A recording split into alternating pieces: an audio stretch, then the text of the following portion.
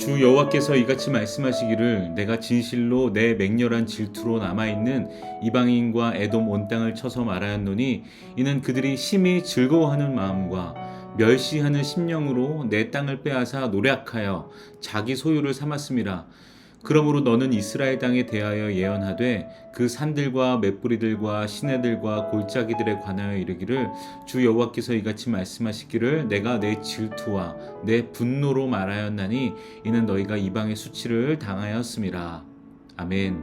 샬롬. 사랑하는 성도 여러분, 오늘도 기도와 말씀으로 시작하는 행복한 하루 보내시기를 바랍니다. 읽은 말씀을 가지고 하나님의 질투와 분노라는 제목으로 묵상한 내용 함께 나누겠습니다.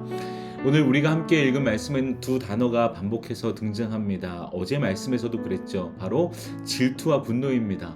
하나님은 말씀하시죠. 내가 내 질투의 불로 말하였노라. 그리고 이어서 내 질투와 내 분노로 말하였다고 말합니다. 한 번도 아니고 두 번이나 질투를 말씀하시고 분노까지 더해서 말씀하시는 것을 보면 이것이 오늘 본문의 핵심이라는 것을 알 수 있습니다. 그런데 이 본문을 제대로 이해하려면 먼저 하나님이 누구를 향해 질투하시는지를 정확히 봐야 합니다. 우리는 흔히 하나님의 질투라고 하면 내가 나를 떠나 다른 것을 사랑해서 질투하신다 라는 이미지를 떠올립니다. 그러나 오늘 본문은 다릅니다. 앞뒤 문맥을 보면 하나님은 이스라엘을 향해 질투하시는 것이 아니라 이스라엘을 짓밟고 조롱한 이방 나라들, 특히 에돔을 향해서 질투하고 계시죠. 당시 상황은 이랬습니다. 이스라엘은 죄로 인해 나라가 무너지고 백성은 뿔뿔이 흩어졌습니다. 그런데 그 폐허를 보며 주변 나라들은 슬퍼하는 게 아니고, 물론 그렇지 않았겠죠. 기뻐했습니다. 손뼉을 치고 조롱하며 저 땅이 이제 우리 것이 되었다라고 말합니다. 남의 슬픔을 자기의 이익으로 삼는 것이죠. 무너진 사람을 보며 함께 아파하기는커녕 그 무너짐을 이용해서 자기 배를 채우려고 한 것입니다. 하나님은 바로 그 모습을 보시고 질투의 불을 말씀하신 것이죠. 이것은 이스라엘에 대한 진노가 아니라 이스라엘을 짓밟는 자들에 대한 하나님의 반응입니다. 여기서 우리는 하나님의 질투가 무엇인지를 봐야 되는데요. 하나님의 질투는 자기 백성이 당한 수치와 아픔을 그냥 넘기지 않으시는 사랑입니다.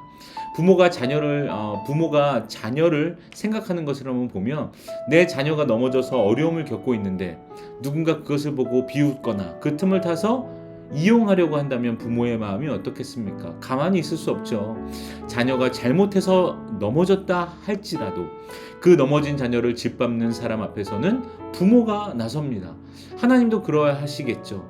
이스라엘이 죄를 지어 심판을 받은 것은 사실이지만 그렇다고 해서 하나님이 이스라엘을 향한 사랑을 거두신 것은 아닙니다. 오히려 그 백성을 비웃고 짓밟는 자들 앞에서 하나님은 내 백성이야, 내 아들이야, 내 딸이야 라고 다시 선언하시면서 질투하시는 모습이 바로 오늘 말씀입니다.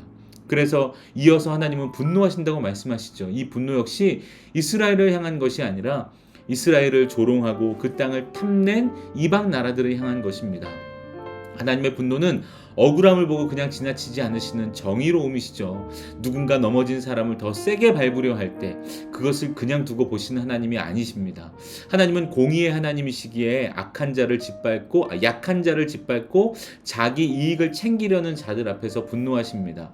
이것은 감정에 휘둘리는 분노가 아니라 억울한 자, 약한 자의 편에 서시는 하나님의 성품에서 나오는 분노이죠. 그런데 우리가 놓지 말아야 할 것이 하나 더 있습니다. 하나님이 이렇게 이스라엘을 위해 질투하시고 이방 나라를 향해 분노하시는 이유가 이스라엘이 그럴 만한 자격이 있어서가 아닙니다. 사실 하나님은 이스라엘의 허물을 누구보다도 잘 아셨습니다. 이스라엘이 나라를 잃고 흩어진 것은 억울한 일 때문이 아닙니다. 바로 그들 자신이 자초한 일이었습니다. 죄 때문이었죠. 하나님을 멀리하고 다른 것들을 하나님을 대체해서 섬기고 있었습니다. 그런데도 하나님은 22절에서 분명히 말씀하십니다. 내가 이렇게 행함은 너희를 위함이 아니요 내 거룩한 이름을 위함이라. 이스라엘이 잘해서도 아니고 회복할 만한 공로가 있어서도 아닙니다. 오히려 그들이 가는 곳마다 하나님의 이름을 욕되게 했기 때문에 하나님은 자기 이름의 거룩함을 위해 그들을 회복시키시기로 작정하셨습니다. 이것이 바로 하나님의 신실함이죠. 우리의 자격이 아니라 하나님 자신의 성품과 언약이 근거가 되는 회복입니다. 그렇게 이 회복은 우리가 무너진 이유와 상관없이 임하죠. 우리가 스스로 자초한 실패 앞에서도 하나님은 네가 그럴 자격이 있어서가 아니라 나는 나의 이름을 걸고 너를 다시 일으켜 세울 거야 라고 말씀하시는 겁니다. 그러므로 우리가 넘어졌을 때 가장 먼저 붙잡아야 할 것은 나의 반성이나 결심이 아니라 변하지 않는 하나님의 성품, 바로 하나님의 신실하심입니다. 하나님은 우리가 나아질 때까지 기다리셨다가 사랑하시는 분이 아니라 우리가 가장 부끄러운 자리에 있을 때에도 하나님은 당신의 이름을 위해서 우리를 붙드시는 분인 줄 믿습니다. 사랑하는 여러분, 이 말씀은 오늘 우리에게도 동일하게 적용되죠. 살다 보면 우리는 넘어질 때가 있습니다. 실패할 때가 있고 죄로 인해 스스로 무너질 때도 있습니다. 그런데 그 넘어진 순간에 세상은 우리를 더 짓밟으려 하죠. 그런데 우리의 약점을 조롱하고 우리의 아픔을 이용하고 우리가 무너진 틈을 타서 이득을 보려는 사람들이 많이 있습니다. 그럴 때 우리는 하나님이 우리를 버리셨다고 생각하기 쉽습니다. 그것은 그러나 감정입니다. 오늘 본문은 정반대의 사실을 말해주죠. 우리가 가장 낮아진 그 순간에도 하나님은 우리를 짓밟는 것들을 향해 질투하시고 분노하시며 우리 편에 서시며 내 아들이야, 내 자녀야 라고 말씀하십니다. 그러므로 오늘 이 말씀 앞에서 우리는 두 가지를 집중해야 되는데, 첫 번째는 내가 넘어졌다고 해서 하나님이 나를 포기하신 것이 아니라는 사실을 잊지 마시기 바랍니다. 하나님의 회복은 나의 자격이 아니라 하나님의 이름과 신실하심을 근거로 우리를 회복시키실 줄 믿습니다.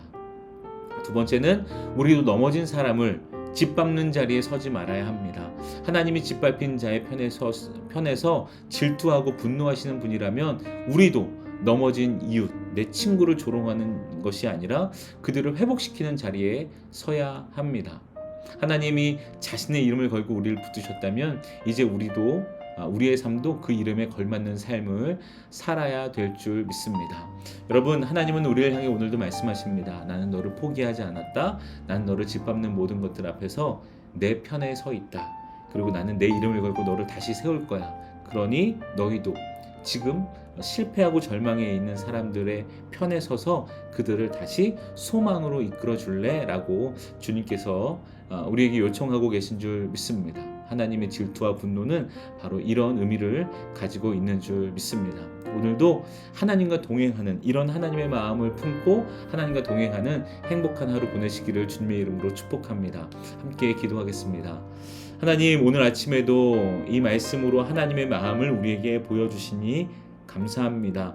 하나님, 우리가 넘어졌을 때, 실패했을 때, 혹 그게 우리의 잘못으로 인함일지라도 하나님은 우리를 버리지 않으시고 우리를 결국 회복시키시고 하나님 당신의 영광을 위해서 우리를 기쁨으로 변화시키실 줄 믿습니다. 이런 믿음을 우리에게 허락하여 주옵소서. 그리고 우리도 넘어져 있는 사람들을 위해서, 그들 편에 서서 그들의 회복을 위해 설 수 있는 저희들이 될 수 있도록 인도하여 주옵소서. 감사하며 예수님의 이름으로 기도합니다. 아멘. 네, 여러분, 말씀을 가지고 결단하며 기도하시고 또 지금 연구기간에 계신 사랑하는 담임 목사님을 위해서도 기도하시고 교회를 위해서도 기도하시기를 바랍니다. 한 마음으로 기도하겠습니다.